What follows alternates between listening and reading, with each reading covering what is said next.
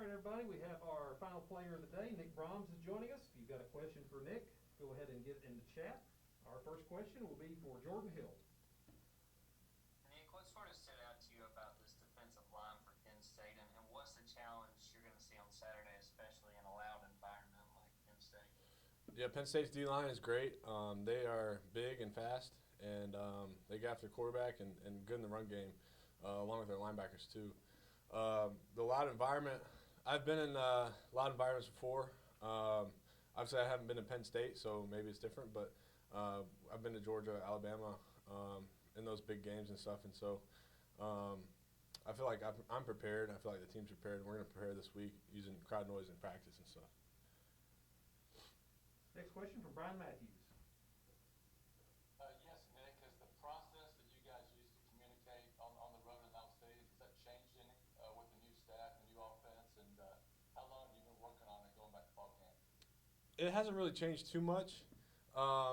Really, the big thing is just letting the quarterback and the running back know who the offensive line is responsible for, and everybody's a part of that on the offensive line. The guards are part of that. I'm part of that.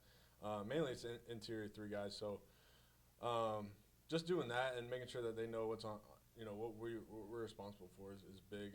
And obviously, we can't turn around and yell. If the stadium's super loud, they may not hear us. So, if we're standing there on the line and we're not using any nonverbal communications, then all it's going to sound like is, all it's going to look like is just us standing there.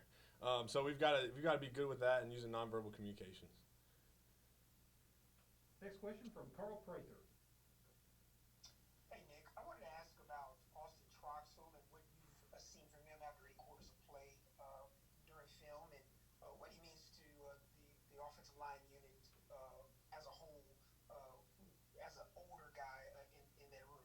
Yeah, Austin, he had a great 2 first games, and he's really it really started in summer. I've talked about this before. I mean, he's been through a lot with his injuries and stuff, and so for him to come in spring and summertime and really work his butt off and get back, he's been working for 2 years at least, just playing football and getting back in that shape that he had before his ACL tears and stuff. And so what he means to the O-line room, he's a leader in there.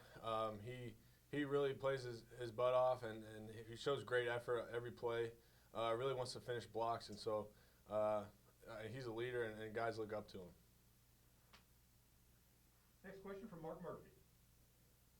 Yeah, Nick, it's been 90 years since Auburn made a road trip to a Big Ten stadium. Are you looking forward to that, and do you like to see these type of games just in general as a player and maybe even as a fan of college football? Yeah, I'm looking forward to going to Penn State. It's going to be fun. I mean, that's why you come to Auburn, right, is playing these big games. You only get a few of them a year, and, this is one of them. And so we're going to prepare, and we're going to be ready for it. And really, it's another football game, and we play the game of football, and so it all comes down to the same things that we've been preaching the last 2 weeks about the last 2 teams is, just execute your assignment, execute your responsibility on the field, and then, the rest of it takes care of itself. Sir. All right, next one for Brandon Marcello. Hey, Nick, I was just wondering, with Bo Nix, he's been performing so well this year, obviously compared to the previous 2. What has been behind that, you think? And also, can he follow that up, on the road at Penn State in a very, very raucous road environment? Yeah, I like that gaming chair, by the way. I think Bo's having fun, man. He's really done it this past 2 games. His attention to detail, really great leader for the team, and just his preparation, really. He's one of those guys that is always in the film room, and I'm looking forward to him having a great game against Penn State in their stadium. So. Oh, you're about to quote the tweet. Maybe I was, maybe I wasn't. I don't know. Next question for Justin Ferguson. Hey, how do you guys feel as an offensive line? Y'all have improved through the first couple of games, just from what y'all seen on film.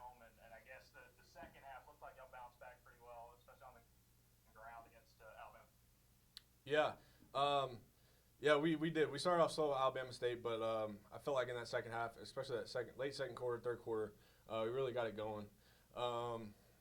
As an offensive line, I feel like we had 2 tune-up games. I felt like that were against really good opponents, but the real test comes this week with our offensive line and being in a loud stadium like that and making sure everybody's on the same page. And so we're really looking forward to it as an offensive line just by ourselves. It's going to be fun. It's going to be electric atmosphere that some guys maybe haven't even seen before. So. How do you feel that you guys have done as a group communicating it? Obviously, that's going to be very important at a place like Penn State. Yeah, I feel like we've done a good job so far, especially between ourselves. We can improve on talking to the quarterback and the running back with nonverbals. I think that's gonna be big this week. That's gonna be a key to winning this week. And so we're gonna practice that all week. Obviously, like I said, you guys know we're gonna have crowd noise in practice and stuff, and so we're gonna dial that in and make sure that that's not a problem for us on Saturday. Next question for Nathan King. Hey Nick, like you talked about, this will be a big environment for you guys you haven't seen in a long time because of COVID last year. But how much, with College Game Day and everything, it being a big game, how much is this coaching staff kind of preaching, hey, just one game at a time and kind of put this one in a vacuum? Yeah, that's exactly what they're preaching. It's just another football game. We can't let the external environment control what we do on offense, especially because we know it's going to be loud, and so we're going to prepare for it, and we're going to be ready, and we're planning to succeed. And really, like we talked before, it all comes down to communication. I think that's going to be a big key to this game. So. Next question for Philip Marshall.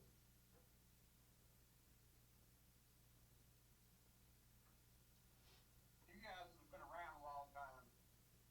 You play number 1 teams, number 2 teams, top 5 teams, top 10 teams. It's much more so than most teams do. How difficult is that when it's just every week that you have these kinds of games to prepare for and to actually get through physically? I would say that's why you come to Auburn. You're going to play Alabama, Georgia every year. Those kinds of teams, and like I said before, man, it can take a toll on you physically, but that's just even more reason to get your body right and take care of yourself in your downtime and foam roll, stretch, all that kind of stuff. And so you may have to do that more before or after these big games just to make sure your body's ready for the next Saturday. Got time for 2 or 3 more. We'll have a follow-up from Jordan Hill.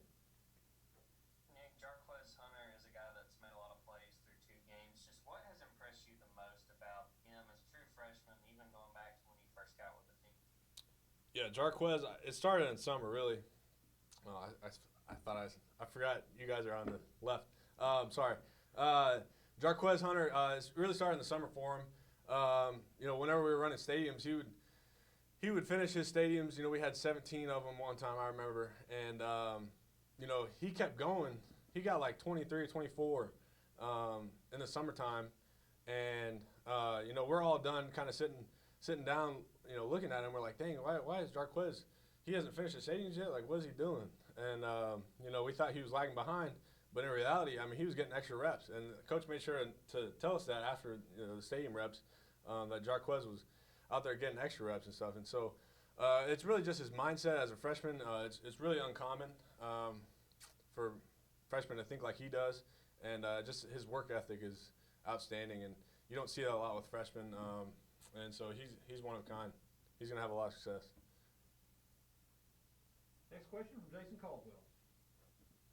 I know just 2 games into a new offense, but what's the confidence level going on the road in this offense now that you've got a couple of games under your belt about being, the ability to be successful on the road in an environment like this? Yeah, it really helps. Game 1, if we had Penn State, we'd rather have 2 games at home before a road game like this. And so I think that really helps. Just kind of gel everything together, make sure, build some confidence with everybody. And then now we got those 2 games under our belt. Now we have confidence going into Penn State and really just focus on executing. All right, got time for two more. Follow-up from Mark Murphy. And Nick, could you talk about playing the Big Ten team? The last 2 years, you guys ended the season with losses to teams in that league. And would you enjoy changing that on Saturday night? How much? Yeah, I don't really look to the past very much. I mean, we learned from our mistakes in the past, and it's a whole new staff, whole new program. I feel like, and so we don't want to dwell on we lost those games.